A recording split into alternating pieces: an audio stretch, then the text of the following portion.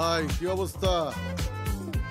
আগের ওষুধে টাকা পয়সা দেন আর নতুন কিছু প্রোডাক্ট নিয়ে আসছি।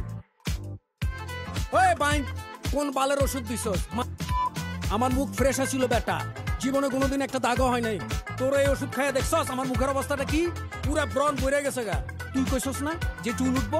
চুল উঠছে বেটা? চুল তো উঠে নেই, যেটি আসিল এটি চলে গেছে গা, এক পেকে গেছে গা।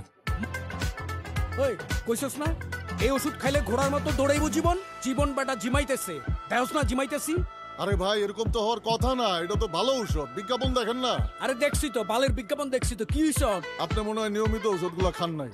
এই নিয়মিত ওষুধ খাইনি বেটা, প্রতিদিন এক বোতল করে খাইছি, তারপরে ওই অবস্থা দেখছস। ধুরু মিয়া, কি আপনি তো কোনো জাতের কম্পাউন্ডারই না, উত্তেজনার ঠেলায় পুরা বোতল খাওয়া ফেলাইছেন। আপনি যে বাইচা আছেন এইটাই তো বেশি।